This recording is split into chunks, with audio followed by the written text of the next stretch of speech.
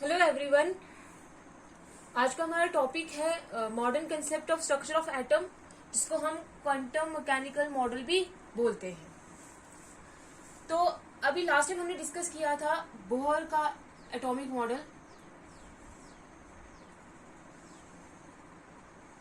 जिसकी कुछ लिमिटेशन होने की वजह से हमने उसको रिजेक्ट कर दिया था।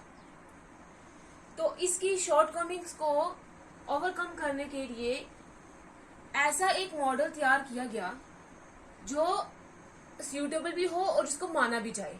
उसके बाद आया क्वांटम मैकेनिकल मॉडल, जो मॉडर्न कंसेप्ट है स्ट्रक्चर ऑफ एटम का, जो वाइडली एक्सेप्टेड है, जिसको हम अब मानते हैं एटॉमिक स्ट्रक्चर के लिए। तो ये जो मॉडल है क्वांटम मैकेनिकल मॉडल, ये बेस्ड है upon quantum mechanics. Quantum mechanics physics की एक ब्रांच है जिसके ऊपर ये मॉडल जो है वो बेस्ड है, क्वांटम मैकेनिकल मॉडल। और ऐसी दो डेवलपमेंट्स हैं जिन्होंने कंट्रीब्यूट किया है इस न्यू मॉडल की फॉर्मुलेशन के लिए। वो दो डेवलपर्स क्या हैं? ड्यूअल नेचर ऑफ मैटर और दूसरा है हाइजेनबर्ग्स अनसर्टेनिटी प्रिंसिपल।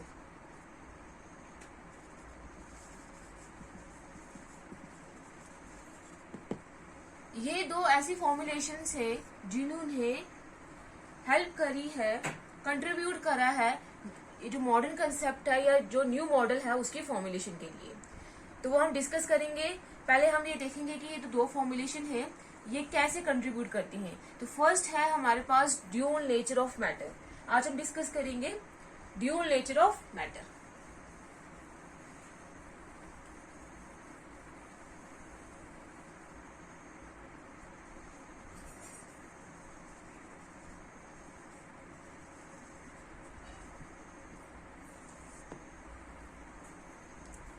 तो आइंस्टाइन एक साइंटिस्ट था, उसने ये सजेस्ट किया था, suggested that light can behave as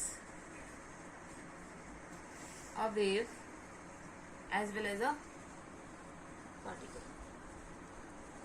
Einstein ने ये सजेस्ट किया था कि जो लाइट होती है वो बिहेव करती है as a wave as well as particle.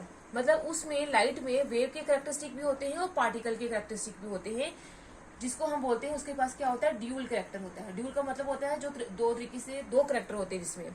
तो लाइट, आइंस्टाइन ने ये सजेस्ट किया था कि लाइट जो है वो बिहेव कर सकती है एज अ वेव भी बिहेव कर सकती है और एज अ पार्टिकल भी बिहेव कर सकती है, जो हमने लास्ट टाइम भी डिस्कस किया था इलेक्ट्रोमैग्नेटिक रेडिएशन के केस में। उसके बाद एक और साइंटिस्ट आया 1924 में, इसका नाम था डी ब्रॉगली।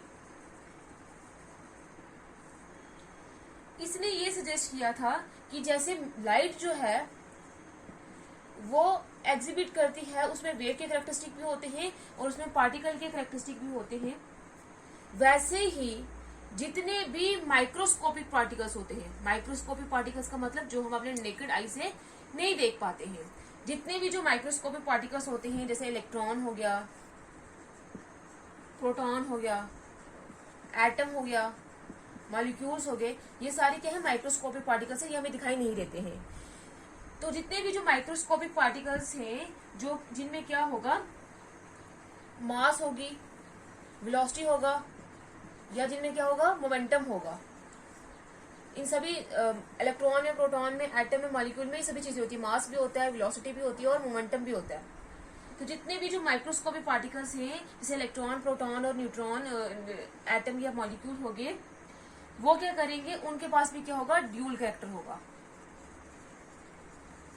ड्यूअल कैरेक्टर का मतलब वो भी बिहेव करेंगे एज अ वेव और एज अ पार्टिकल। इसका मतलब ये है, पार्टिकल तो वो ऑलरेडी है, तो इसका मतलब ये है कि इनमें क्या है, ड्यूअल कैरेक्टर है, वो बिहेव कर सकते हैं एज अ वेव, उनमें वेव लाइक कैरेक्टरिस्टिक भी होंगी। इसका मतलब ये है कि ये एक इलेक्ट्रॉन, जिसको हम क्या बोलते हैं, पार्टिकल मानते हैं, उसमें भी क्या होंगी, वेव लाइक कैरेक्टरिस्टिक्स होंगी, वो भी बिहेव करेगा as a wave. Then according to de Broglie, all material particles in motion possesses wave characteristics। इसलिए उसने ये बोल दिया कि जितने भी जो मटेरियल पार्टिकल्स होंगे, जितने भी जो पार्टिकल्स होंगे, माइक्रोस्कोपिक पार्टिकल्स जो मोशन में होंगे, जिनके पास मास, वेलोसिटी, मोमेंटम होगा, वो क्या करेंगे, वेव के कैरेक्टरिस्टिक जो है वो पोजेस करेंगे। उनमें भी क्या होगा, वेव के कैरेक्टरिस्टिक्स होंगे। अब अगर उनमें वेव के कैरेक्टरिस्टिक है तो उनके पास कुछ वेवलेंथ भी होगी। एक जो वेव होती है उसकी कैरेक्टरिस्टिक होते हैं फ्रीक्वेंसी के, वेवलेंथ के, वेव नंबर के। तो इसलिए हम क्या बोलेंगे, अगर वो वेव की तरह बिहेव कर रहे हैं तो मतलब उनमें क्या होंगे, उसकी वेवलेंथ भी होगी। और अकॉर्डिंग टू डी ब्रोगली,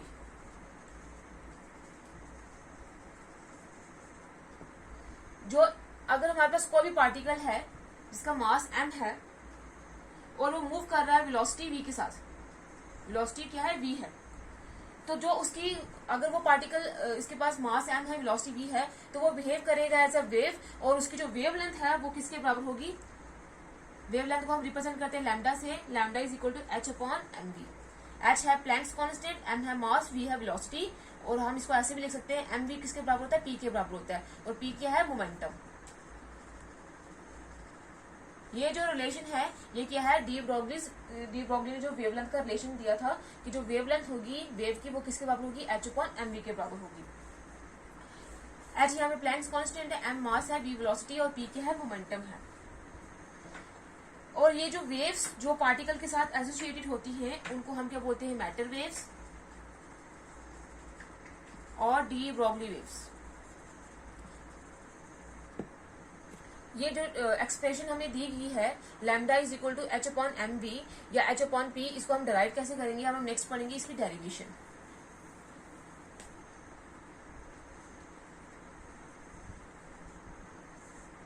इसकी डेरिवेशन के लिए जो इसका रिलेशनशिप है ये डिराइव होगा जब हम क्या करेंगे, मास और एनर्जी के रिलेशनशिप को क्या करेंगे, कंबाइन करेंगे।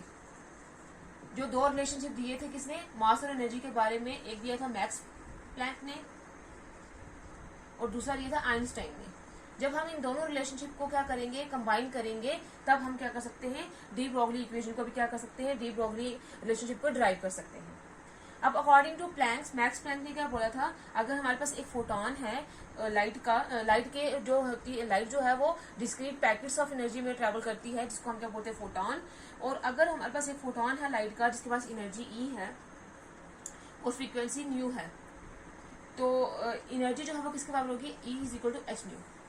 ये किसने बोला था, मैक्स प्लैंक ने बोला था। ये हमारे पास होगी इक्वेशन फर्स्ट। एच जो है वो प्लैंक्स कांस्टेंट है, न्यू क्या है, फ्रीक्वेंसी है। अब अकॉर्डिंग टू आइंस्टाइन ने क्या बोला था, मास और एनर्जी कैसे रिलेट करते हैं, E is equal to mc square. ये आइंस्टाइन इक्वेशन है किसकी, लाइट की, मास और एनर्जी की। E है एनर्जी, m है मास और c है क्या, speed of light. c is the speed of light.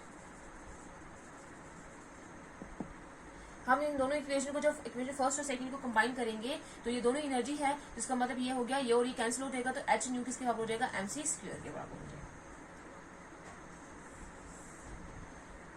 उसके बाद हमें पता है कि जो न्यू लैम्डा होता है वो किसके बराबर होता है, c के बराबर होता है। अब यहाँ से अगर हम न्यू निकालेंगे तो किसके बराबर हो जाएगा, लैम्डा इक्वल टू किस हो जाएगा, तो डिवाइड में हो जाएगा, तो न्यू किसके बराबर आएगा, c अपॉन लैम्डा के बराबर आ जाएगा। अब ये वैल्यू हम पुट करेंगे इस इक्वेशन में, तो h न्यू की जगह क्या आ जाएगा, c upon lambda is equal to mc square. इस c से ये स्क्वायर कट जाएगा और हमारे पास क्या बचेगा, h upon lambda is equal to mc। और लैम्डा अगर हम इधर रखेंगे, लैम्डा इधर लेकर जाएंगे तो mc इधर आ जाएगा, तो क्या आ जाएगा, h अपॉन mc। ये जो इक्वेशन है ये वैलिड है किसके लिए, फोटोन के लिए। डी ब्रोगली ने ये बोला कि अगर हम क्या करेंगे, कोई पार्टिकल लेंगे जैसे इलेक्ट्रॉन, प्रोटॉन या कोई मॉलिक्यूल या कोई एटम ले लेंगे जिसका मास क्या होगा, m होगा और वो मूव कर रहा होगा वेलोसिटी v से, तो तब हम क्या करेंगे, ये जो इक्वेशन है ये पहले फोटोन के लिए वैलिड थी, तब ये इक्वेशन जो है वो उन पार्टिकल्स के लिए भी वैलिड होगी जब हम क्या करेंगे, वेलोसिटी लेंगे, यहाँ पे स्पीड ऑफ लाइट ली हुई है, तो अगर हम इस स्पीड ऑफ लाइट की जगह जो स्पीड किसकी लेंगे, उस एटम की लेंगे जो जिस वेलोसिटी से वो मूव कर रहा होगा, वो उस पार्टिकल जिस वेलोसिटी से मूव कर रहा होगा, अगर हम इसकी जगह वो वेलोसिटी लेंगे तो तब ये इक्वेशन किसके बराबर हो जाएगी, lambda is equal to h upon m v. अब ये जो इक्वेशन है इसी को हम बोलते हैं डी ब्रोगली इक्वेशन,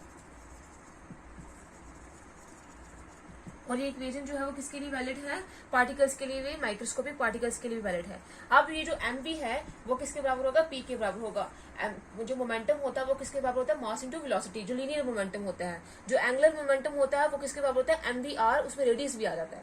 तो इसकी वैल्यू अगर हम पुट करेंगे यहाँ पे तो क्या आ जाएगा, lambda is equal to h upon P.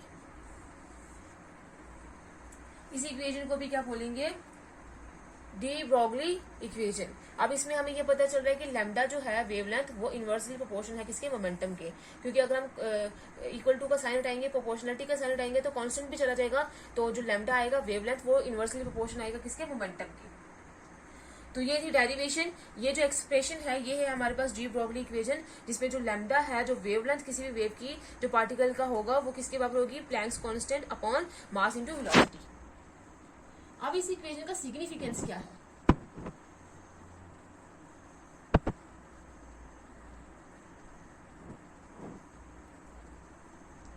Next है सिग्निफिकेंस।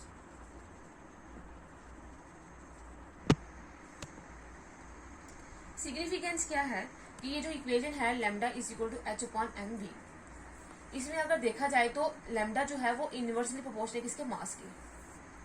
मास अगर ज्यादा होगा तो लैम्डा की वैल्यू कम होगी, वेवलेंथ कम होगी, वेवलेंथ ज्यादा होगी तो मास क्या होगा, कम होगा। तो जितने भी जो मैटर हैं वो सारे मटेरियल ऑब्जेक्ट्स में वैलिड होगा, लेकिन वो सारे जो मटेरियल ऑब्जेक्ट्स होने चाहिए वो क्या होने चाहिए, माइक्रोस्कोपिक बॉडीज होने चाहिए। माइक्रोस्कोपिक बॉडीज का मतलब जिनका जो मास होगा वो क्या होगा, बहुत कम होगा। लार्ज अगर हमारे पास बॉडीज जो है वो लार्ज होंगी, माइक्रोस्कोपिक होंगी, लार्ज होंगी, तो उनका जो मास होगा वो क्या हो जाएगा, ज्यादा हो जाएगा। मास ज्यादा होगा तो वेवलेंथ क्या हो जाएगी, कम हो जाएगी, क्योंकि ये दोनों क्या है, इनवर्सली रिलेटेड है। वेवलेंथ अगर कम हो जाएगी तो उस वेवलेंथ को हम सूटेबल मेथड से, इतनी कम होगी कि हम किसी भी मेथड से इसको कैलकुलेट नहीं कर पाएंगे, और वो इतनी कम होगी जितनी भी हमारे पास इलेक्ट्रोमैग्नेटिक रेडिएशन है उन सभी से उसकी वेवलेंथ क्या आ जाएगी, फिर कम आ जाएगी, उसको हम कैलकुलेट नहीं कर पाएंगे। इसलिए हम बोलते हैं कि जो भी मटेरियल ऑब्जेक्ट होगा जो मोशन में होगा, लेकिन उसका जो मास होना चाहिए वो क्या होना चाहिए, बहुत ज्यादा कम होना चाहिए। मतलब क्या होना चाहिए, वो माइक्रोस्कोपिक बॉडी होनी चाहिए, माइक्रोस्कोपिक पार्टिकल होना चाहिए, जैसे इलेक्ट्रॉन हो गया, प्रोटॉन हो गया, एटम हो गया या मॉलिक्यूल होगा, क्योंकि इनका जो मास होता है वो बहुत कम होता है और इनकी लैम्डा की जो वैल्यू होती है वो बहुत ज्यादा होती है, इसलिए हम उसको इजिली कैलकुलेट कर सकते हैं। तो ये था आज का हमारा topic, dual nature of matter. Next हम डिस्कस करेंगे हाइजेनबर्ग अनसर्टेनिटी प्रिंसिपल, उसके बाद हम डिस्कस करेंगे कि इन दोनों ने कैसे कंट्रीब्यूट किया था modern concept of atomic model में।